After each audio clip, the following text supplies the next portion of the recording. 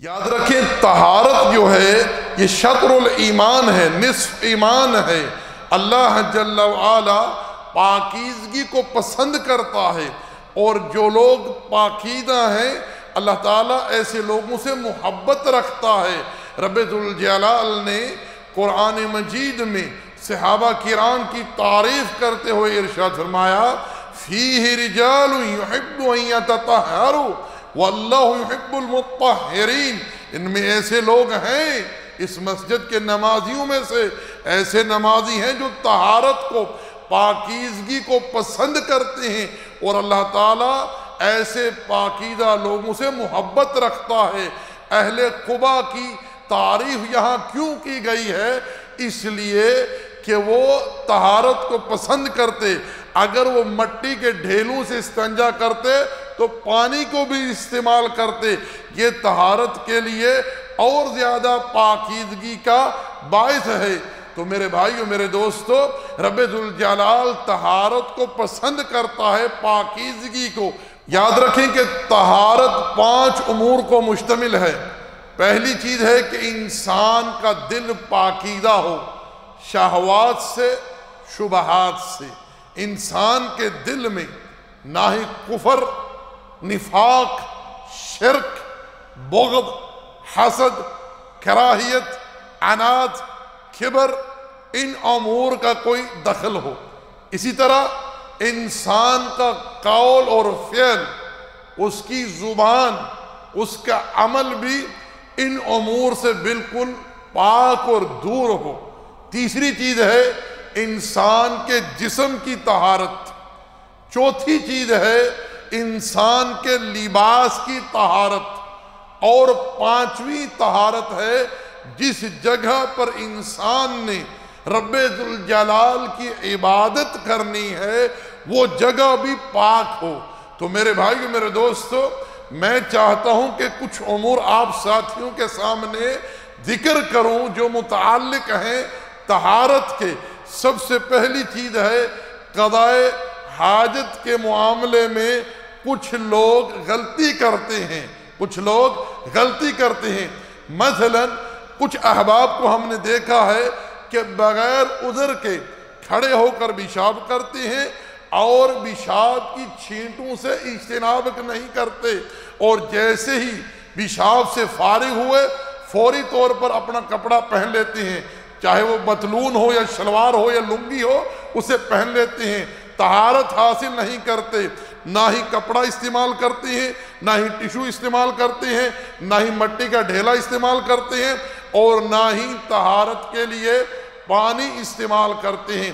حالانکہ ایسے لوگوں کو خبر ہونی چاہیے یہ جو چیز ہے یہ قبر میں، یہ جو چیز ہے یہ قبر میں عذاب کا باعث بن سکتی ہے، جیسا کہ صحیح حدیث میں نبی علیہ السلام نے اس معاملے میں امت کو خبر دی ہے، امت کو خبردار کیا ہے کہ یہ جو چیز ہے یہ قبر کے عذاب کا سبب بن سکتی ہے۔ اسی طرح کچھ ساتھی قضاء حاجت کے وقت اپنا چہرہ قبلے کی طرف کرتے ہیں۔ یاد رکھیں کہ اس تعلق سے نبی علیہ السلام سے 2 احادیث مروی ہیں۔ ایک تو یہ کہ نبی علیہ السلام نے خانہ کعبہ کی طرف پشت کر کے جو ہے قضاء حاجت کیا، لیکن ایک حدیث میں آپ نے منع فرمایا ہے۔ لیکن ان دونوں احادیث میں جب تطبیق دی جائے گی وہ اس طرح کہ اگر کوئی انسان باہر کھلے میدان میں جا کر قضاء حاجت کرتا ہے، وہاں نہ تو وہ چہرہ خانہ کعبہ کی طرف کرے گا اور نہ ہی پشت کرے گا۔ اسی طرح اگر کوئی کسی 4 دیواری میں کرتا ہے تو وہاں وہ پشت کر سکتا ہے، لیکن چہرہ پھر بھی خانہ کعبہ کی طرف نہیں کرے گا۔ اسی طرح کچھ لوگ جب قضاء حاجت کے لیے داخل ہوتے ہیں بیت الخلاء میں تو سنت سے جو دعا ثابت ہے اس کا اہتمام نہیں کرتے، حالانکہ نبی علیہ السلام دعا پڑھ کر جاتے اور الٹے پاؤں سے داخل ہوتے۔ اسی طرح کچھ لوگ جو ہیں قضاء حاجت کے وقت باتیں کرتے ہیں اور وقت ضائع کرتے ہیں۔ یعنی قضائے حاجت کے لیے بیٹھے ہوئے ہیں، موبائل فون یوز کر رہے ہیں، ایسا کرنے سے ان کا وقت ضائع ہوتا ہے، بعض اوقات نماز بھی نکل جاتی ہے۔ اسی طرح کچھ لوگ قضائے حاجت کے وقت پردے کا اہتمام نہیں کرتے، کچھ لوگ قضائے حاجت کے وقت پردے کا اہتمام نہیں کرتے، اور کچھ لوگ دائیں ہاتھ سے استنجا کرتے ہیں، حالانکہ رسول اللہ صلی اللہ علیہ وسلم نے دائیں ہاتھ سے استنجا کرنے سے منع کیا ہے۔ اللہ تعالیٰ کے پیارے پیغمبر بائیں ہاتھ سے استنجا کرتے اور اس بات کا حکم دیتے صلی اللہ علیہ وسلم۔ اسی طرح بھائیوں میں مناسب سمجھتا ہوں کہ وضو کے متعلق بھی کچھ مختصر و اہم باتیں آپ ساتھیوں کے سامنے بیان کر دوں۔ میرے بھائیوں یاد رکھیں، وضو کرنے سے پہلے جو بنیادی چیز ہے وہ ہے اپنی نیت کی اصلاح۔ اپنے آپ کو حاضر کیجئے، اپنے آپ کو متوجہ کیجئے، کیونکہ نیت جو ہے یہ ہر عمل کی بنیادی اساسی شرط ہے۔ نبی صلی اللہ علیہ وسلم نے کیا ارشاد فرمایا؟ انما الاعمال بالنیات، اعمال کا دار و مدار نیت پر ہے۔ اب آپ وضو کرنے جا رہے ہیں، اپنے آپ کو متوجہ کیجئے کہ اب آپ نے اللہ جل وعلا کے فرائض میں سے ایک اہم فریضے کی ادائیگی کرنی ہے، اور وہ نماز ہے۔ وہ کیا ہے؟ وہ نماز ہے۔ میرے بھائیو یاد رکھیں کہ اللہ جل وعلا بغیر وضو کے نماز قبول ہی نہیں کرتا۔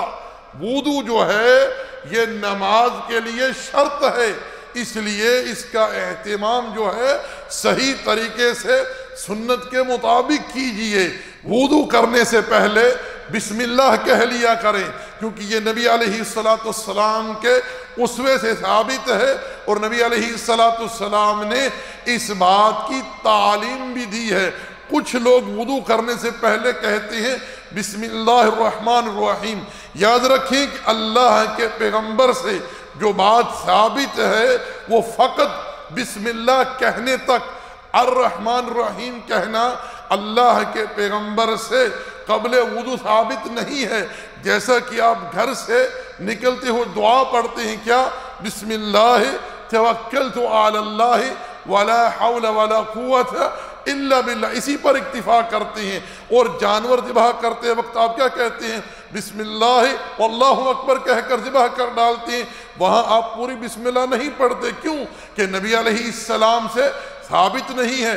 یہاں بھی اس بات کو مد نظر رکھیے کہ وضو کرنے سے پہلے فقط بسم اللہ کہنا اللہ کے پیغمبر سے ثابت ہے صلی اللہ علیہ وسلم، کیونکہ نبی علیہ السلام ہر بابرکت، ہر پاکیزہ کام جو ہے وہ بسم اللہ کہہ کر کرتے صلی اللہ علیہ وسلم۔ اسی طرح کچھ لوگ جب وضو شروع کرتے ہیں تو پانی میں اسراف کرتے ہیں، اتنا پانی کھولتے ہیں کہ جتنا پانی کسی کے غسل کے لیے کافی ہو جاتا ہے۔ یاد رکھیں کہ اللہ جل وعلا اسراف کو پسند نہیں کرتا، تبذیر کو پسند نہیں کرتا، اس لیے اتنا پانی استعمال کرے جتنی آپ کو حاجت ہے۔ اللہ کے پیغمبر علیہ السلام اتنے مختصر اور قلیل پانی سے غسل فرما لیا کرتے تھے، اگر ہم اس بات کو اپنے سامنے رکھیں تو ہم حیران رہ جائیں کہ ہمارے پیغمبر نے کس طرح ہمیں معاملات میں بیانہ روی اختیار کرنے کی تعلیم دی ہے۔ پاس میرے تو پانی استعمال کرتے ہوئے اسراف مت کریں، اتنا نل کھولیں جتنی آپ کو ضرورت ہے۔ جب آپ کسی ادا کو دھونے میں مشغول ہیں، مصروف ہیں، تب تک پانی بند کر دیں۔ یہ نہ ہو کہ آپ بازو دھو رہے ہیں اور پانی ضائع ہو رہا ہے، نہیں، کوشش یہ کریں کہ جتنا کم سے کم پانی جو ہے وہ استعمال کریں۔ اسی طرح یاد رکھیں کہ جب آپ وضو کے دوران جسم کے اعضاء دھوتے ہیں، ایک دفعہ دھو لیں ٹھیک ہے، دو دفعہ دھو لیں ٹھیک ہے، تین دفعہ دھو لیں مستحب ہے، لیکن اس سے زائد مرتبہ دھونا اللہ کے رسول علیہ السلام کی تعلیمات سے ثابت نہیں ہے۔ اگر جو 3 سے زائد مرتبہ دھوئے اس نے غلو کیا، اس نے تجاوز کیا۔ اسی طرح میرے بھائیو میرے دوستو، کچھ لوگ وضو کے دوران باتیں کرنا شروع کر دیتے ہیں، وہاں پانی کھلا ہوا اور یہ باتوں میں مشغول ہے، یہ چیز بھی غلط ہے، یہ چیز بھی غلط ہے۔ خاموشی کے ساتھ اور بڑے وقار کے ساتھ وضو کیجئے۔ اسی طرح کچھ لوگ جب سر کا مسح کرتے ہیں وضو کے دوران، اس میں بڑی غلطی کرتے ہیں۔ کافی احباب کو ہم نے دیکھا ہے کہ وہ جب سر کا مسح کرتے کبھی ایسے ہاتھ مار کبھی ایسے ہاتھ مار، حالانکہ یہ لوگ ایسا کر کے ایک تو نبی علیہ السلام کی سنت کو کھو دیتے ہیں، دوسرا جو مسح کرنے کا جو حکم ہے اس پر یہ عمل نہیں کر پاتے۔ آئیے ہم آپ کو بتلاتے ہیں کہ پیارے پیغمبر علیہ السلام سر کا مسح کیسے کرتے تھے۔ جیسے کہ احادیث کے اندر صحابہ کرام نے اس چیز کو بیان کیا ہے، صحابہ لوگوں کے سامنے بیٹھ کر اللہ کے پیغمبر کے وضو جیسا وضو کرتے اور لوگوں کو سکھلاتے، بتلاتے، سمجھاتے کہ اللہ کے پیارے پیغمبر اس طرح وضو کیا کرتے تھے۔ نبی صلی اللہ علیہ وسلم جب سر کا مسح کرتے تو آپ اپنے سر کی ابتدا میں ہاتھ رکھتے، یہاں جہاں سے بالوں کا آغاز ہوتا ہے، یہاں دونوں ہاتھوں کو اس طرح رکھتے اور اس طرح اپنی گدی تک پیچھے لے جاتے۔ غور سے دیکھیں، پھر اللہ کے پیغمبر پیچھے سے دونوں ہاتھوں کو آگے لے کر آتے، اس طرح۔ یہ آپ نے سر کا مسح کر لیا۔ پھر کانوں کا مسح کیسے کرتے؟ یہ جو کلمے کی 2 انگلیاں ہیں انہیں اللہ کے رسول اپنے کانوں میں داخل کرتے، اس طرح۔ پھر ان انگوٹھوں سے کانوں کے باہر کے حصے کا مسح کرتے، ایسے، پھر ایسے پیچھے لاتے اور ان انگلیوں سے کانوں کے اندرونی حصے کا مسح کرتے صلی اللہ علیہ وسلم۔ اس سے نہ زیادہ ثابت ہے اور نہ ہی کم۔ جو لوگ گردن کا مسح کرتے ہیں دوران وضو، ان کا عمل ایک ضعیف حدیث پر ہے جسے ترک کر دینا ضروری ہے، کیونکہ ہمارے لیے اتنا ہی کافی و شافی ہے جتنی اللہ کے رسول علیہ السلام کی تعلیمات صحیح سند کے ساتھ ہم تک پہنچی ہے۔ جب صحیح حدیث کے اندر یہ چیز وارد ہو گئی ہے کہ اللہ کے رسول علیہ السلام اس طرح اپنے سر کا مسح کرتے، ہاتھوں کو گدی سے پھر پیچھے سے آگے لے آتے، پھر اس طرح دونوں انگلیاں کانوں میں داخل کر کے اپنے انگوٹھوں سے کانوں کے باہر کے حصے کا مسح کرتے۔ میرے بھائیوں، تعصب کی ضرورت نہیں ہے۔ آپ علماء سے پوچھئے کہ حضرت صاحب، مولانا صاحب، استاد جی، یہ جو شیخ صاحب، یہ جو حدیث جس پر ہم عمل کرتے ہیں، جس کی وجہ سے ہم گردن کا مسح کرتے ہیں، کیا اس کی سند نبی علیہ السلام تک صحیح ہے؟ اگر وہ ایمانداری کے ساتھ آپ کو یہ کہتے ہیں کہ سند صحیح ہے تو عمل کیجئے، اگر سند صحیح نہیں ہے اسے ترک کیجئے، اور جہاں آپ کے سامنے نبی علیہ السلام کی صحیح سنت جو ہے آ جائے اس پر عمل کریں، جیسا کہ ہم نے آپ کو نبی علیہ السلام کے مسح کرنے کا طریقہ جو ہے یہ بتلایا ہے۔